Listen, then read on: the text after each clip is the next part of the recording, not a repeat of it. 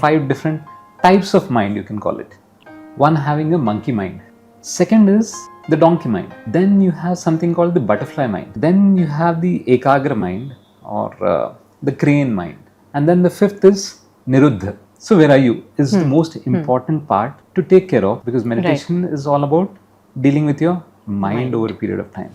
That no matter how much the mind tries to distract me, I will stay on my path. That is what tapa teaches you. At the moment, the mind is driving you.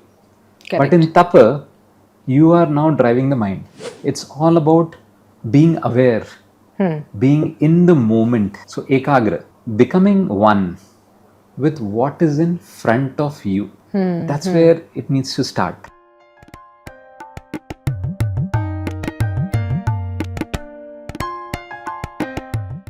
Hello, namaskar everyone. Welcome to the Meeting Point podcast. Today I have a guest whom I met for a workshop, and that workshop lasted for good 2.5 years. This workshop was on Yoga Sutras. So I'm talking about Kamal Maliramani, who is a senior yoga teacher, been practicing yoga for over 2 decades, and practicing yoga in its true essence.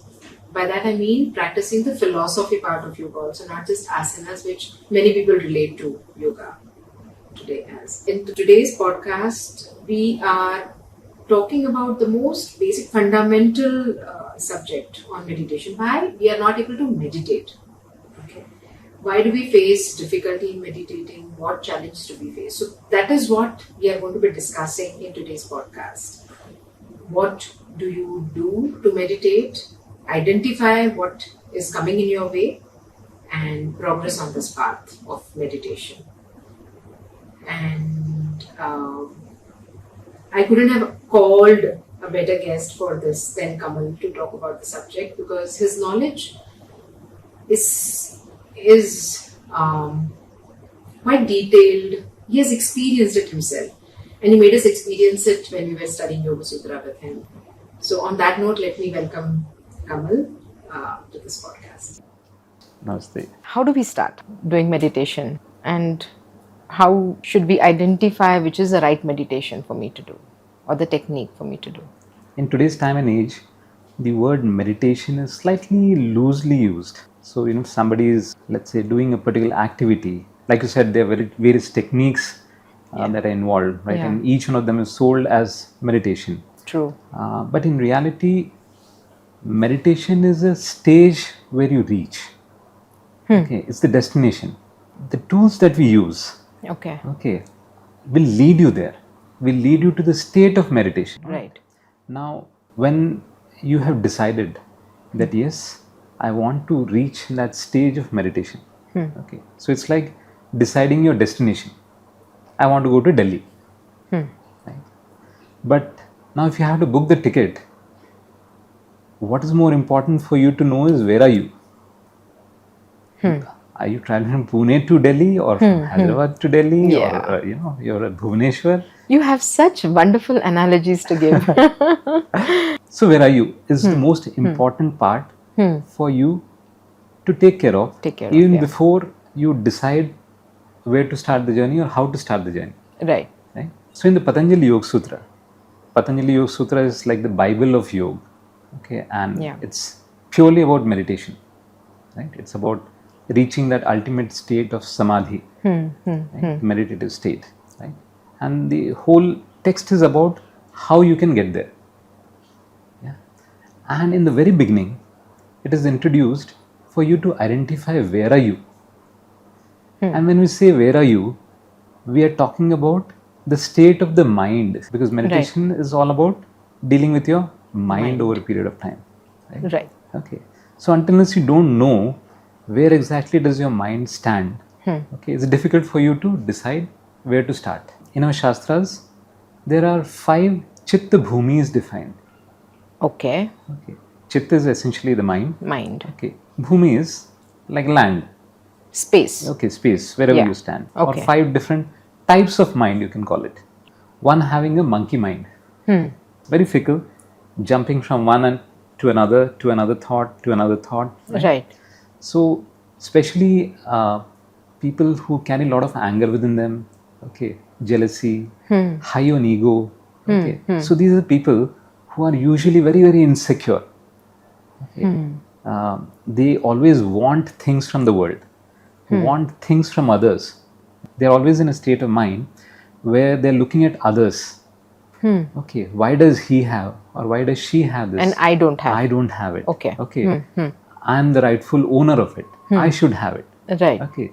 So somebody like Duryodhan in Mahabharata, he had everything with him. Okay. But still, he was jealous of his cousins. Right? He didn't want the cousins to be the king. He wanted to be the ruler. Okay. So constantly, his mind was occupied with how can I destroy them? How can I become the king? How Right. can I become the ruler? So his mind is always jumping and moving all the time. So much so, at one point, if you see Mahabharata, he also talks about it, saying that मुझे नींद भी नहीं आती है. I can't even sleep. Okay, so we are talking about that level of monkey-mindedness. Okay, Right. So that's one state of the mind. Second is the donkey mind. Okay. Okay, lazy, dull, depressed, okay, non-active. Okay, so that's another extreme of what we just spoke. An overactive, and this is underactive. Underactive. Okay. So certain set of people fall there. Now for these kind of people, first thing you need to energize the mind. Okay, to start moving, to start thinking, to start doing, isn't it? So their journey is very different. Okay, in case they are looking at meditation. Alright. So where you begin from a restless mind like a monkey mind is very different, and where you begin from a mudha mind, okay, or the donkey mind, okay, is different. Correct. Then you have something called the butterfly mind. Okay, now butterfly, if you see, they're also moving from one space to another. Okay, but it's not like the monkey. Okay, so these are the people, and maximum number of people fall in this area, Okay. where they're oscillating between different types of mind. Okay. Okay, so sometimes they might feel focused, sometimes very distracted, sometimes very disturbed. Okay, so they keep jumping between these different states of mind. Okay, so maximum population falls here. In this. Okay. So it's like the pendulum, it's like constantly oscillating from one state to another. Right. So there's no constant state that I can really talk about. So just like the butterfly will be steady here for some time, go to another flower, again steady for some time, then again move, then again sleep for some time. So the butterfly mind. Right. Okay. Then you have the ekagra mind, or the crane mind. Crane, the crane bird. Crane. Okay. Yeah, okay. So highly focused. Fish पकड़ने के yeah, time पे. okay, absolutely. So that is the fourth state of mind, and then the fifth is niruddha. Okay. Okay, so where you have become the master of the mind, or you have it's a high state of concentration. Okay. Okay, so that is the state of mind which is a yogi's mind. All right. Now, so we have these 5 different types of mind. So first thing is analyze. Where are you? The most restless are only a very small percentage. Okay. The Muda is also a small percentage. Maximum is the butterfly. Okay. And then, of course, like I said, the ekagra or the crane mind. Okay. Now, that is the most desirable mind, or that is where your actual yoga journey begins. Ekagra. Right? When we translate that into English, they call it one-pointed. Okay. That's again not the actual translation of the word ekagra. Ekagra comes from 2 words, ek and agra. Okay. What is agra? So agra means something that is in front of you. Okay. Okay. It's a Sanskrit word. It's a Sanskrit word, agraj, so which means the elder brother. Agraja, elder sister. I get it now. Yes. Okay. So agraja is the elder brother. So one who's in front. So ekagra. When we say ekagra, the agra is what is in front of you. Front of you. Okay. Now imagine becoming one with what is in front of you. Is ekagra. That is what is ekagra. And that is where your journey of yoga begins. Okay. That's not the end. Right. That's the beginning. It's just the beginning. What does it mean to become one with something that is in front of you? Okay. Now, it could be anything that is in front of you. Okay. It could be a mountain. It could be a tree. Okay. It could be a small bindu. Right. It could be your own thoughts. It could be your own visualization. Okay. So, not necessarily that is something which is external to the physical body. Right. Okay. But even objects of the mind. Okay. So you, in your own mind, you can have a particular object, which could be a feeling, it could be an emotion, or a visualization of a particular object, and then you become one with it. Okay. That is ekagrata. So that is the mind which is ready for moving on to the niruddha state. Okay. Got it. Yeah. And in this ekagrata, what are we basically trying to say is that when we become one with a particular object, which means we are moving away from the rest of the objects of the world. All the worldly matters or the distractions or materialistic things? Any distraction, Okay. any kind of distraction, any other Okay. thought apart from this particular thought. Okay. So, for instance, my son, he plays football, right? So one day, he told me, Papa, when I play football, I'm just one with the ball. I just forget about all my worries. Right. Okay. Right. So him playing the football, okay, and at that particular moment, becoming one with his football is ekagrata. Is ekagrata. Absolutely. You are into pottery. Yeah. Okay. Yeah. So when you're doing pottery, Yeah. okay, do you think the rest of the world disturbs you? Absolutely not. It doesn't. Yeah. Yeah. Okay. Yeah. Because in that particular moment, you are one with your creation. Absolutely. Right? Yeah. And that's what happens with anybody who's in the creative field, like an artist, a painter, a singer, a dancer. In that particular moment, they are filled with joy. And they are filled with joy essentially because there is no other thought disturbing them.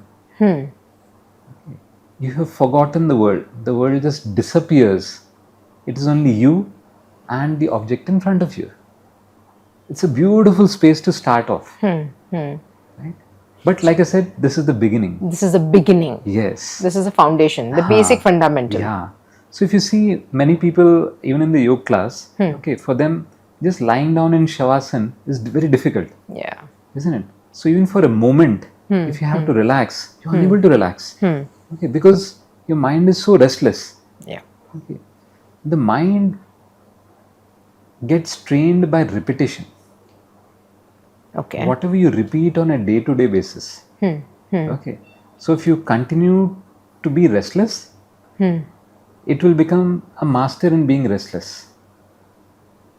Okay, because you're repeating the same thing. Got it. You pick up any sport. Okay. It's the same thing that they'll come and repeat every day. Okay, so somebody who is supposed to do a marathon every day in the morning, get up and run.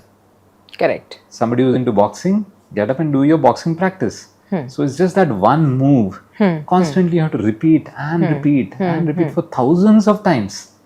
Got it. Okay, till that movement becomes you. Isn't it? As simple as that. Yep. Okay, so you're training your mind, okay, to deliver the same punch every day, every time. Okay, and that's happening through repetition. This is beautiful example because there's so much depth to this example that you're giving. Yeah, People give up sitting on meditation very easily. कि नहीं absolutely. होता. But give them this task, they will be able to do it. Correct. Yeah. But I guess if they really understand what you're trying to say here, they will continue to repeat it, isn't it? Absolutely. Continue to sit in meditation. Yes. So it's all about training your mind. Okay. And training the mind is not a very, very difficult task. Okay. If you take it up as a task that no, I have to train the mind, the mind will not respond positively. Okay. It will respond with agitation. Okay. Because it doesn't want to be trained. Okay. It wants to explore all the possibilities of imagination that it can create. Okay, so it has a very beautiful world in the past that you have created. So it wants to remain in the past. Okay, Yeah. it wants to keep you in the future. Okay, all the insecurities of the future, or the hope of the future, and all these things. Okay, it doesn't want to remain in the present. Okay, so the only way is repetition every day. All right. Now, how do we learn different subjects? Okay, children. Okay. Same thing. You come to the class A, B, C, D. So you have to repeat A, B, C, D, A, B, C, D through repetition. Correct. You even memorize your own name through repetition. When you're born, you're given a name. People Right. keep repeating, and then the mind understands. how you know. This is Yeah. what I am. Correct. Okay. Correct. So for mind to get trained, it needs repetition. Right. So therefore, even in meditation, when I'm saying meditation as a state, but the processes of meditation that you use, okay, you have to repeat. Okay, without thinking about whether it has fructified or no, isn't it? Got it. So just like a sports person, yeah, he would do an everyday repetition, but the final match would happen. Might not be successful. So he will come back, retrain, and then again go back. Right. Okay. Right. So it might be several attempts before he or she is successful. Correct. Right. Correct. So same is the case with this. You need to have patience. You need to have faith. And like I said, first thing you need to understand, if you have a very restless mind, then the time taken will be even more longer. Okay, because the mind, you ask him to sit at one place, it's going to jump. You focus at that space, it will jump to another space. It's going to take you from one space to another. Right? So certainly not easy, but repetition. Yeah, with repetition you That's should the be way. able to do it. So does that mean if repetition is what we have to work upon, then I guess any technique, because there are so many techniques now with social media and all that, there's so many techniques people are being exposed to. Correct. तो कोई भी एक technique उठा लो, उसको repetition करते रहो, उसका repeat करते रहो, I guess you will eventually be able to Two factors. get better at it. Na? Two factors. Acha. Okay. Repetition, definitely. Okay. Okay. But what kind of meditation is apt for you at the moment depends upon the state of mind. Which is what we discussed earlier. So it's not that I can pick up something from the internet and start doing it. Okay. Got It's it. not that all kind of meditations will work for me. Depending on my personality. Okay. If I'm a very emotional person, probably devotion might help me. Okay. If I'm a very intellectual person, I might need intellectual knowledge. Okay. To work towards it, to convince me. Okay, that yes, meditation is right, and then I'll be able to sit and do meditation. If I'm not convinced, it will not work for me. As simple as that, right? The initial stages can be different for different people. Okay. You might like pottery. Okay, I might like music. Another person might like a musical instrument. Okay, but wherever you are, whatever suits your personality, pick that up, and then start from there. So keep identifying what is it that you enjoy or you like the most, and then What suits your personality? how do you identify what suits my personality? Because कई दफ़ा लोग उसमें भी confused होते हैं. If in case it's too much of a distracted mind, Okay. okay, then obviously you need smaller tasks. Okay. You won't be able to sit in one place for 10 minutes. So pick up something that works only for 1 minute. Start there. Okay. Okay, that 1 minute will become 1.5 minutes. It will become 2 minutes. It will eventually lead to 10 minutes. Got it. Okay. If it's a Muda mind, okay, a donkey mind, a lazy mind, okay, then I need to do physical activity first to energize my mind, to give some energy to my mind. And And then then I sit. Otherwise, if I sit, I will sleep. Because it's a lazy mind. It doesn't want to do anything. Okay, so it's not sitting and not doing anything. Okay, that's not the space of meditation, or that's not the process of meditation. Right. Okay, Right. in fact, it's all about being aware, being in the moment. Okay. Again, coming back to the something that is in front of you. Okay, what is always in front of you? The present moment. the current time. That's the only thing that is in front of you. The past is not in front of you, the future is not in front of you. Absolutely. The current moment, isn't it? So just being in the moment, they say, na, it makes you feel good. You understand the importance of this term, ki what is in front of me, being one, ekagra. Okay, so ekagrata. Beautiful. That's where it needs to start. For somebody who's got an oscillating mind, again, a certain different technique could apply. And most of the times, in traditional practices, breath was utilized. Yeah?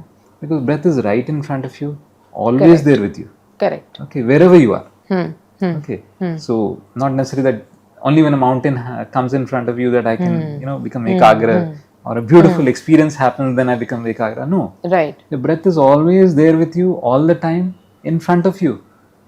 Right.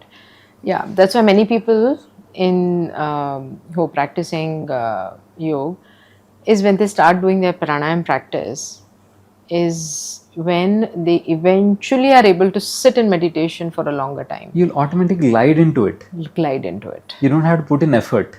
So once you understand your personality, as you said, then it will be easier for you to identify what kind of meditation will work for you. Correct. Because what happens is you might just end up in a meditation class and then you will not enjoy it. You will not connect with it. You will not make any association. Right? And then you might just say, no, this, I don't think it will work for me.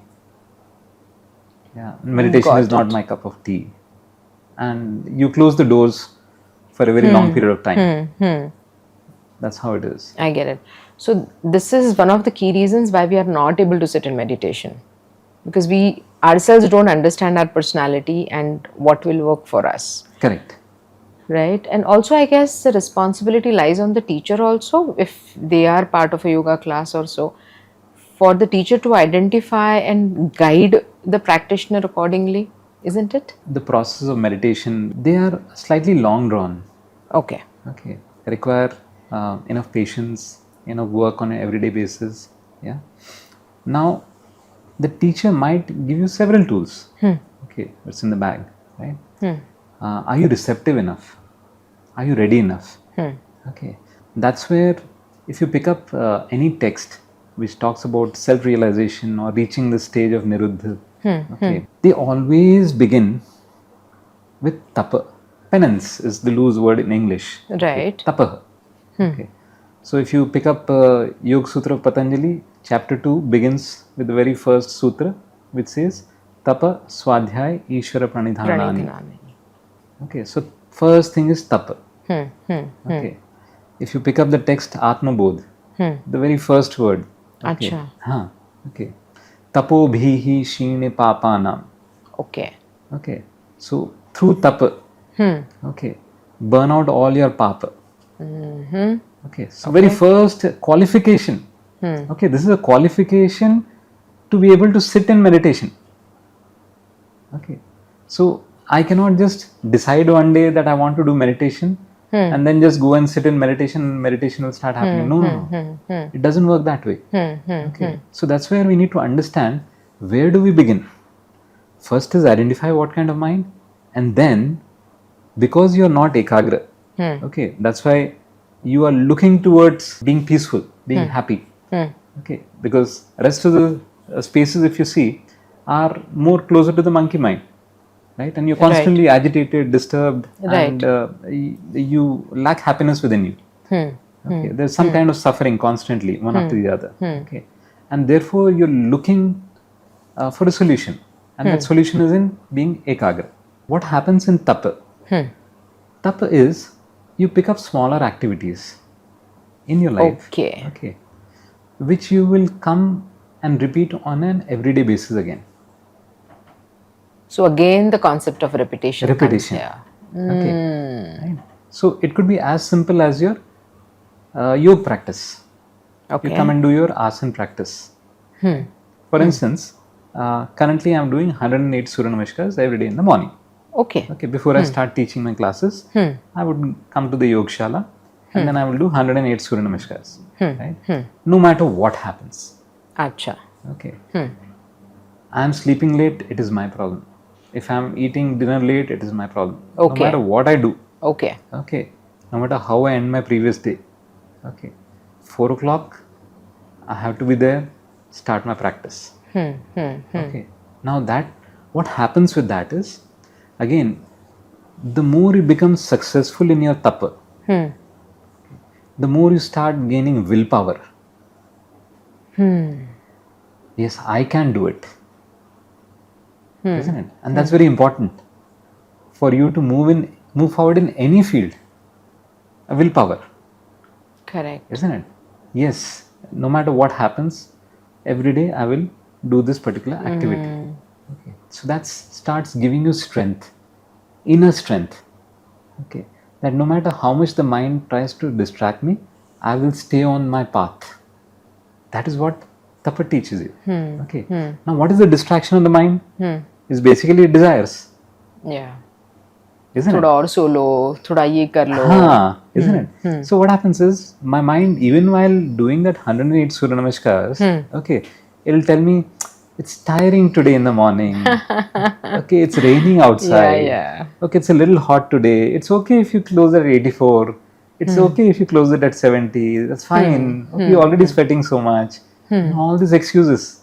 Correct. Okay. Correct. Then when you enter the yogshala, it will give you excuses like, oh, it's already late. Do you think we should start now? You don't even have enough time for warm up. All these things mind will start giving you. Yeah. Okay. And it is fun to observe. इतने सारे excuses निकलेंगे. We'll be so creative in coming out with excuses. Absolutely. Okay. So what are you doing with this tapa? Is that you are keeping away all these thoughts, all these desires that the mind is unnecessarily creating. Okay, trying to create an obstacle and trying to deviate you from the path. Okay. Because it knows the more tapa you do, the more you are going to become stronger with respect to your mind. At the moment, the mind is driving you. Correct. But in tapa, you are now driving the mind. Okay. So it's a small win. Okay. Where you're saying, no, this is right for me. I will stick by it, no matter what. Correct. Sattvic food. No matter what happens, I go to a wedding. I know the food is not right. Okay, this is very rajasic or tamasic. I will not have. I'll finish my dinner home. I will go there, wish, come back. Come back. Absolutely. Okay, so no amount of temptation is going to distract me. Because there are many temptations in this world. True. Even if in case you want to count, you will finish your lifetime. There's so many temptations in the world. Isn't it? Bilkul. Right. So that's where tapa. Tapa essentially is to cook. Tapna. Tapna. Okay, so fire, cooking. Okay, so that's the word association, right? So आपको जो है tapna है to become ready, to get cooked. And that tap will give you a lot of inner strength, lot of inner conviction that yes, I can make it through. Otherwise, what happens is, today you will go to a yoga class, next month you will go to a Pilates class, third month you will be in a gym, fourth month you will be in a dance class. Right. Okay, your mind will keep telling you, no, that is better, that is better. Arey, you haven't tried this, you haven't tried that. Okay, and you will not benefit out of any of these things. Correct. Nothing would have touched you internally because you haven't spent so much time with it. Okay. A farmer continuously through years spends time on his field with the nature. He gets connected. He knows when it's going to rain. He knows when it's going to drought. So that connection is built only through repetition. Through repetition. So here again we are talking about repetition only. Yes. So repetition is the key in anything and everything that you do. Absolutely. So the beginning is tap. Now when you're strong-willed. Okay. Then comes the next stage, which is about swadhyaya. Self-study. Self-study doesn't mean you pick up a book and start reading on your own. Not that self-study. Yeah. Study of the self. Okay. Which is the real you. Okay. The Atman or the Brahman. Okay. So study of that.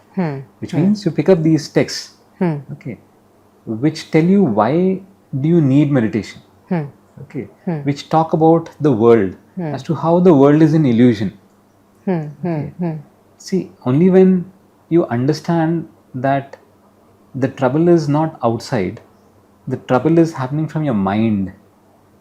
Okay, the suffering is not coming from outside, not because of someone else. The suffering is happening because of your own mind. Okay, that is the time you will then take a call that no, I need to deal with this, my own mind. I don't need to deal with the world. And for that, swadhyaya is important, because swadhyaya will talk about the world. Which world? The world created by your own mind. Illusion, Illusionary world. Maya, हाँ. as we call it. Isn't it? And उसमें सब कुछ आएगा, right? All your materialistic world, whatever you think is. It'll talk about very simple things like, we feel that money gives us security. Okay. If I earn enough money, I'll have a very secure and stable life. Isn't it? Now the text will tell you, I'm sorry, the more wealth you acquire, the more insecure you're going to become. You will actually become the gatekeeper of your own wealth. फिर उसको संभालने की tension में. Absolutely. I remember our conversation during Yoga Sutra time. Yeah. हाँ. Yeah. Isn't it? So it's going to keep your perspective or your relationship with wealth very clear. It's not telling you that don't earn wealth. Wealth is important. It has a certain space in our life, in our well-being. Okay, but give only that much value. Correct. Not beyond that. यहाँ पे wealth कमाते जाओ and then फिर उसको enjoy करने का भी time नहीं होता है कईयों को. Absolutely. Yeah. Okay. Because then you have the insecurity, my wealth will be taken away. Okay, by someone. Okay, or I might lose wealth in a certain way. So I'll only start securing it in many ways. Isn't it? In fact, many of the wealthy people are actually kanjus. Okay. Yeah. Just to share an example, we had a servant maid. Okay, and my wife had a sari which was kind of very new, but she was not wearing it. So she gifted it to the maid, saying that yes, you take it, it's very new. Okay. So she carried it home. Okay. The very next day, a neighbor, she was going through a delivery process. Okay, at home only. Acha. Okay, they couldn't afford a doctor or whatever to go to wherever, and it was sudden. So childbirth. The childbirth had to happen. Okay, and now this kid who's actually coming into the world needs to be wrapped in a clean cloth. Right. So what does she take? The sari. You need a big heart to give something like that, isn't it? Which is new. True. Isn't it? While you don't have, anything to replace it. Okay. This is something which is precious to you because you don't have anything like this. Correct. But you are able to give away that also. And you have very few of them. You Despite that, you don't have. You don't have. You don't have. Not few of them. Few you of don't them. have. Okay. And yet you're ready to part with it. Absolutely. Okay. So that is having a larger heart. And you will see this, in a certain strata or segment of the society. Yeah. It's I've very easy for experienced them. it many times, Kamal. Yeah. It's very easy for them. Yeah. Isn't it? So one is that wealth can make your life secure. In fact, another student of mine, she had also shared a similar story where they were in the business of diamonds. Okay, and so whole of their life, the husband and wife worked very hard. Okay, to establish their business. They were doing very well. They gathered a lot of wealth. Her husband was around 55 years of age. Suddenly he developed headache, and 5 days down the line he was no more. Okay. And then she realized all this wealth was that someday if something happens, this will come in handy. And then she said, what is the use? After that, she actually started giving away this wealth. Okay. And then she admitted that I was more happy giving it away than when I was acquiring it. Correct. So this swadhyaya actually puts your life in perspective. Okay, what are you running behind? Okay, if you think that these things, material things or sensual things are going to give you permanent happiness, then you're mistaken. So step by step, the swadhyaya will connect you to reality. Okay, and then it will slowly show you the path. This is the path. Wow. That's beautiful. But to do that swadhyaya, you need to go through tapas. Because otherwise you will sleep with the book. These texts are slightly heavy to absorb. Okay. Because they are giving you information which is not accordance to what the world is thinking. The whole world is telling you, no, you have to make a lot of money, you have to be successful, you need to have a big name in this life. Okay, only then you become successful. And then this book will tell you all that fame is of no use. What are you running behind? Okay. The day something goes wrong, all these people who are following you will leave you within a second. Nobody will be around you. Okay. So it gives you all such realities, isn't it? So now to absorb all this information, okay, which is counter to what you have learned so many years, okay, it requires quite a bit of effort, and everyday effort to remind yourself. Then, once you read all these things, you need to start applying them in life. Right. Okay, so that it becomes living knowledge for you. Okay, not for you to go and give lectures anywhere. Okay, but you start experimenting with these things that are stated in the Shastras. Okay, you could experiment with your own life, or you could see it in other people's lives, purely through observation. Okay, and then you will certainly start becoming more real, more grounded, more ready for the journey towards meditation. So tapa, very important stage. Then comes swadhyaya, lot of reading. Right?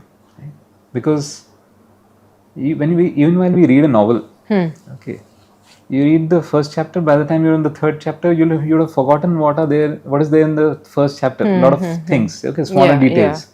So that's why you have to go back again and again to these texts. Read and remind yourself again and again. And these books will reveal, every time you read them, they will reveal something new to you. Yes. They'll keep explaining. I mean, depends on your state of mind and how open you are to perceive them. Correct. And accept them. Yeah. So whenever you and your mind are ready, then that lesson will come to you. Okay. You might read the same text, I might read the same text, but I will have something different to take depending on where I stand in my life. Depending on my experiences. You will take something else. Wow. So we started off talking about ekagra rather. Yes.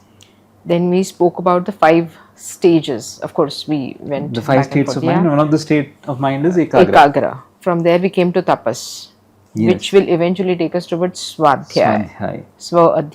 Yes. Right? And then once you have some clarity on it, is when you are able to be in that meditative state for a long time. No. You have reached the state of meditation.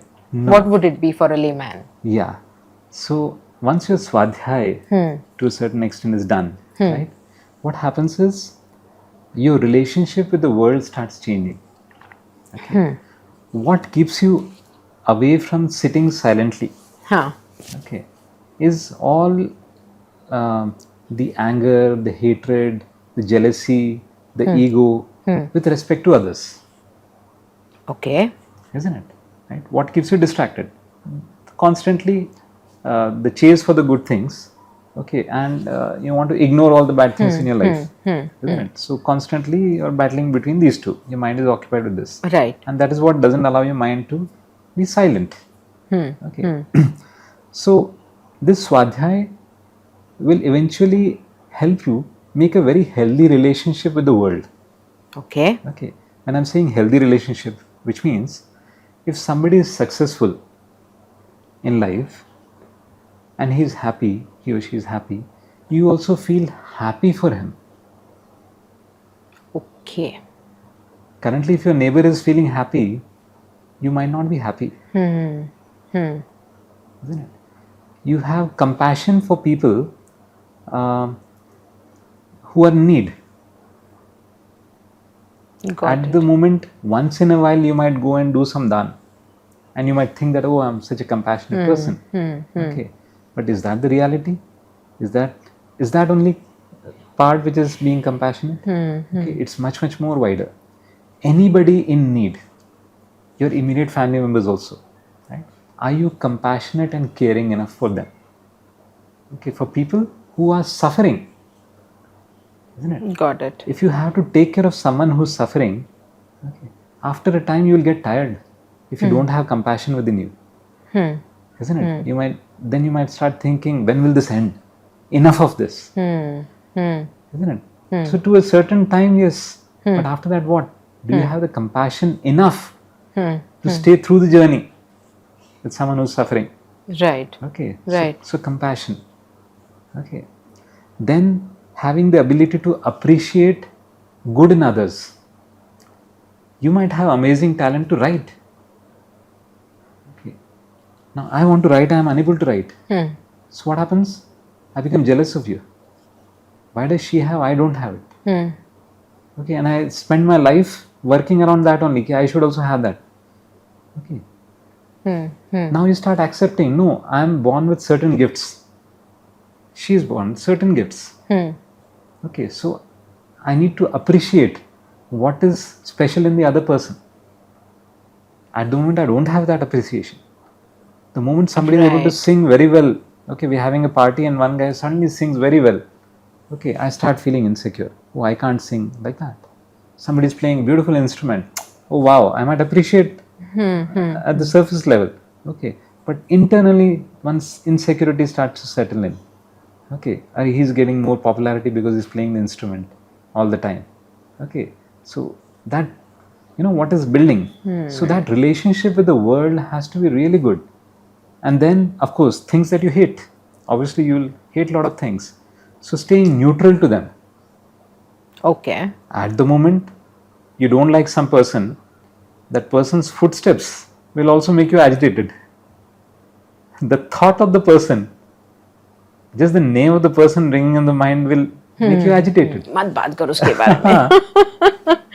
Yeah. Isn't it? So if your relationship with this world is not clear, you will not be able to develop ekagrata.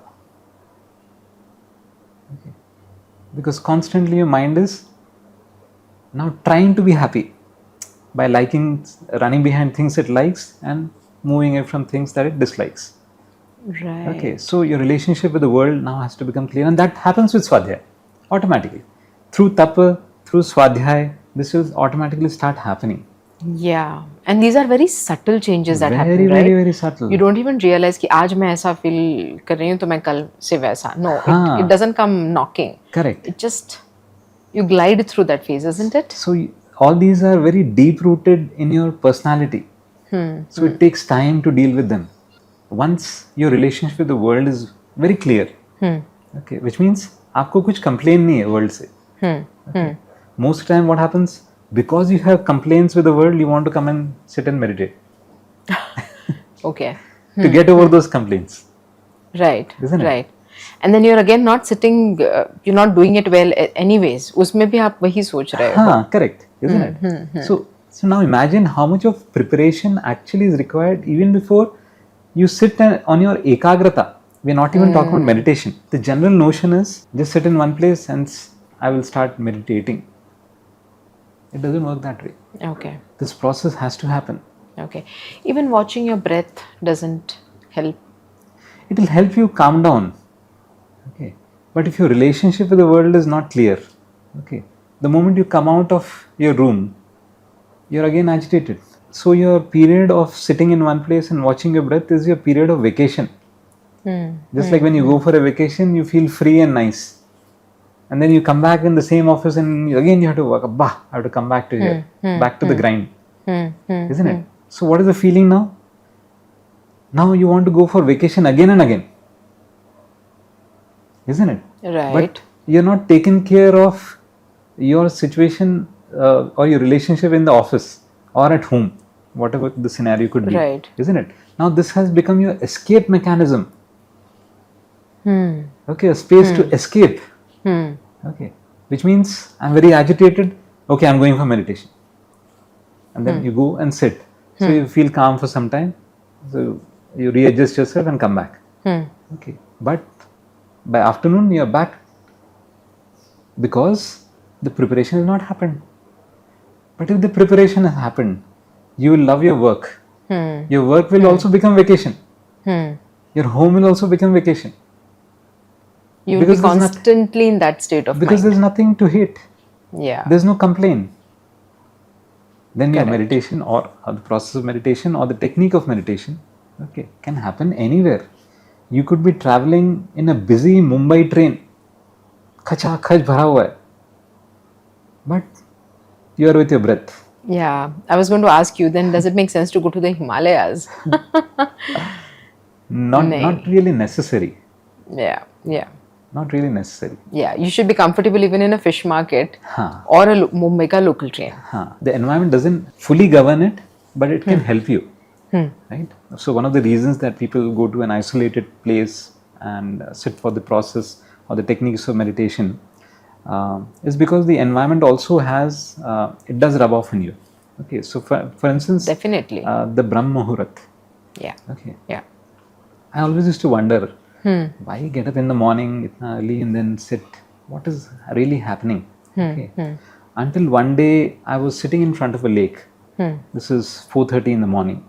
Okay, and I suddenly realized that everything was still, absolutely still. The lake was not moving. The trees were not moving. The birds are not chirping. Okay, the wind is also not moving. Okay, so everything is just still at that particular time. That stillness can rub onto you. That's why it's a beautiful time for your techniques of meditation to be applied. Okay, for you to do your practice. Right? Now, what happened after that was even more interesting. Okay, so then slowly light started happening. Okay, because the sun is going to rise. Right. Right? The moment light started happening, slowly I could see movement happening. Okay, the air started moving. I could see small ripples on the lake. Okay, slowly the birds started chirping. Everything started coming alive. Everything started moving until the sunrise happened. The whole thing was like buzzing. So you see what is happening at 4 o'clock, the stillness, and what is happening at 6 o'clock. Right? So which will help you or aid you in the process? The 4 o'clock. Okay, so that's why, yes, definitely the environment also has an impact. Okay. Okay. So, but not necessarily that you have to run away to the Himalayas. Okay. You go to a park, okay, any garden or park, okay, you start feeling good, isn't it? You sit on the bench and you start feeling good. Why does that happen? It happens because there is stillness around. Okay, the trees are still, the wind is nice and easy. Okay, everything is slow. People are walking. Okay, children are playing. So it's slow and nice. Right. If you go on a windy day, assuming there's thunderstorm happening, okay, and there's heavy wind, you go and sit in the park. You think you'll have the same feeling? You won't. Correct. Okay. It's the same thing. Right? Same place, but the environment is having an impact on you. Correct. Right? So yes, even in our Shastra is given that yes, you find a space where you are alone. Okay, so that outside things do not distract you. So, many times they say when you are getting into this whole state of practicing meditation or so, have one corner dedicated for your practice. वहीं पे जाके आप बैठा करो या create an environment around you. Correct. It's all facilitating you to move in that direction, isn't it? Yes. मतलब एक corner पे आप चले गए तो your mind also switches कि अच्छा भाई this is my space. Again, the power of repetition. Repetition. The mind knows if I am here, I have to behave like this. Correct. Because you trained the mind to behave in that particular sphere like that. So a lot of yoga practitioners Yes. who are already on this path Correct. are trying to, work upon themselves and so.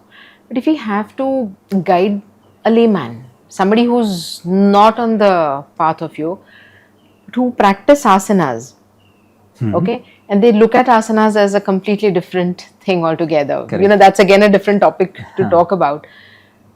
But मतलब अच्छा मैंने आज मेरा योगा कर लिया. They're not nowhere going close to what we are talking about right now. Correct. But for these people, they also are trying their best to get into meditation. Because everyone is going through stress today. Work-related stress, relationships, whatever. There's so many, right?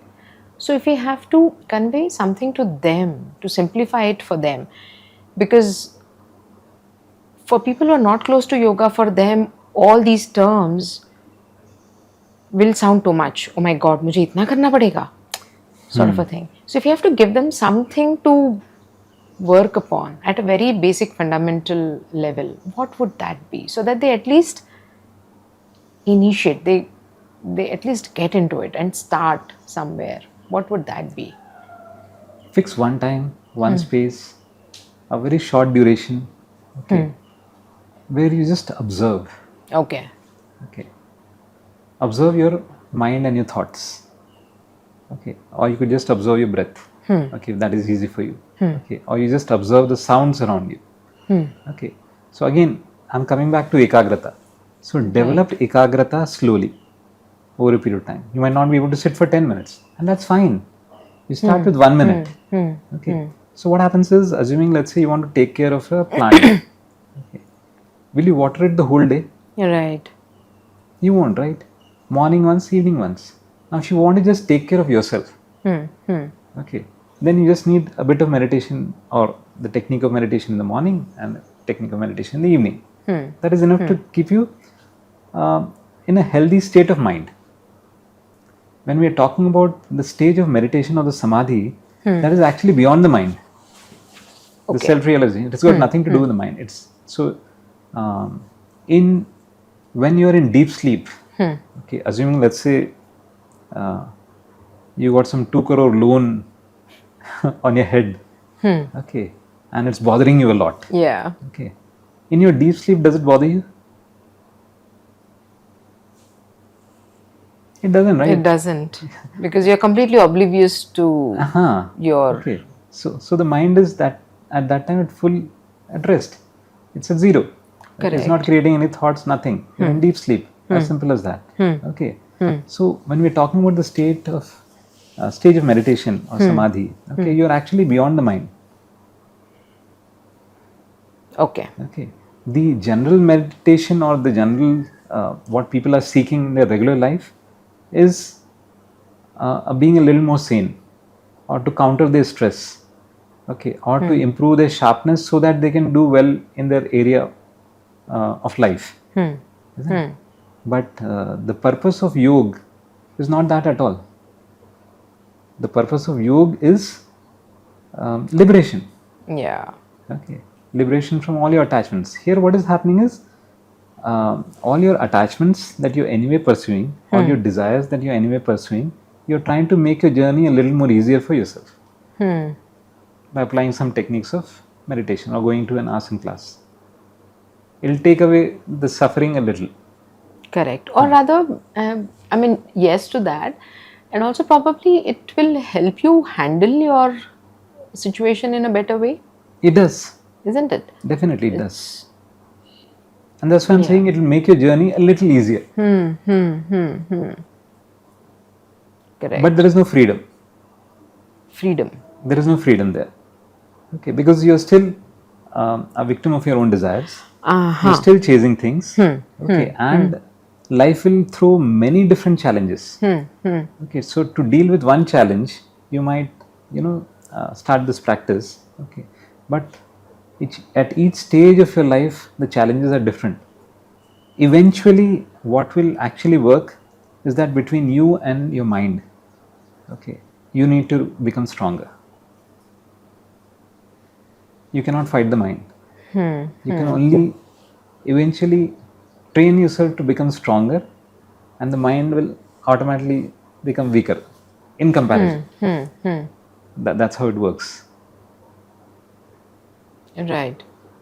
Yeah. So bottom line is, start small. Yes. Don't jump to 10 minutes and half an hour or 1 hour of meditation. Correct. Start small and slowly increase your duration, and it's like preparing for a marathon. Absolutely. You don't run 42 kilometers on your very first day, right? You start with 100 meters, 50 meters. Yeah. Like one of your examples during the Yoga Sutra class, you don't start the car straight away in 4th gear. Correct, yeah. You go in the first, you go in the second, and so the whole process actually that I'm talking about is, a filtration process. Before you even approach, meditation, the stage of meditation, right? Yeah. So just like you have a 5-stage filtration process for your water, it goes stage by stage. So yes, you have to go through stages if in case you're really aspiring for that state of meditation. Otherwise, you can just use these techniques for, like I said, handling your everyday situations or making your life a little more easier. Yeah, and that is probably what a layman is also looking at. Correct. Many a times. Correct. That, भाई मेरा शांति से दिन निकल जाए. I'm able to face situations. Yes. Office का stress मैं अच्छे से निभा पाऊँ types. Nothing wrong with that. Nothing wrong with that. Yeah. Until they realize the purpose of their life. Correct. Okay, why are you born? Yeah. The day you get to know why you're born, Yeah. then everything else will become immaterial, and this is the only process that you will work on it with full faith Correct. and conviction. And then techniques don't matter. There are so many techniques. There are many. There are many. In fact, in the Yoga Sutra, it says the whole world has been designed for your liberation. Okay, what does that mean? Anything in this world Huh. you can utilize for your liberation.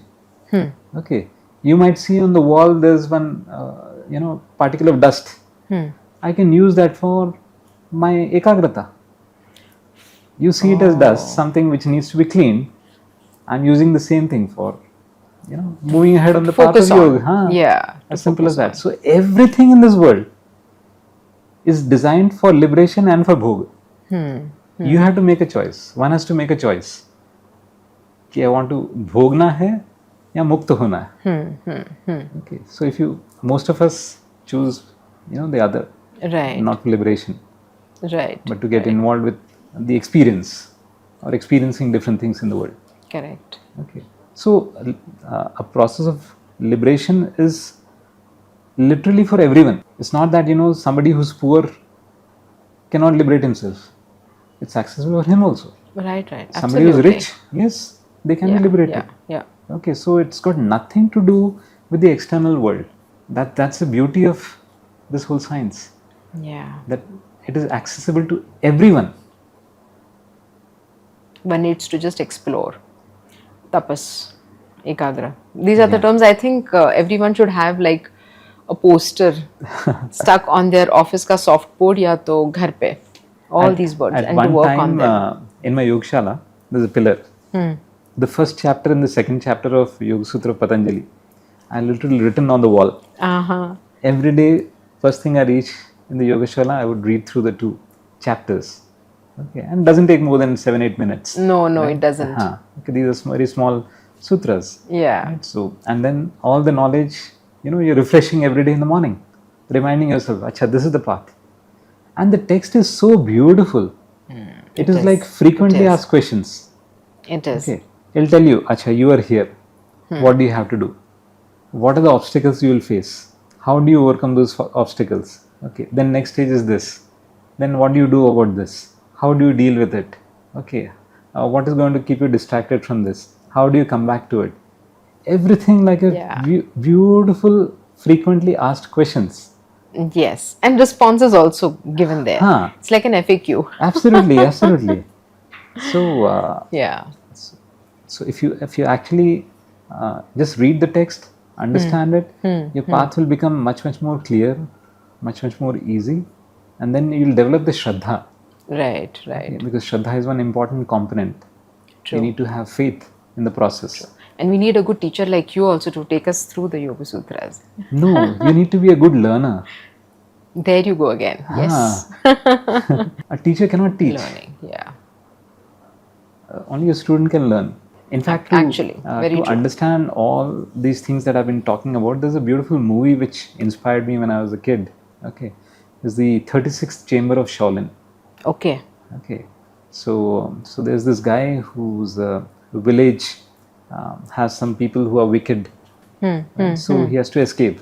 Okay, so he wants to become strong and take revenge. And then he gets to know that there's this Shaolin temple who makes people really strong and trains them in various techniques. And so each of the chambers have such extreme challenges which he goes through, which is actually preparing him, getting him ready.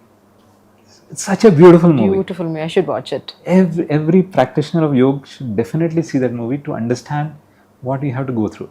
Wonderful. On that note, Kamal, thank you so much for such an inspirational conversation. I'm so happy And- and glad that you gave me the opportunity to share whatever little that I have. Not at all. This was always on my cards that I have to do a podcast with Kamal. Thank you so much, Kamal, for coming in. Thank you, sir. And hopefully we'll do many more sessions. Looking forward, absolutely. In fact, he's going to be starting a workshop on Yoga Sutras in August. So, if any of you relate to what we are talking about, what he's talking about, you should look up the details for his workshop. Thank you so much. Namaste.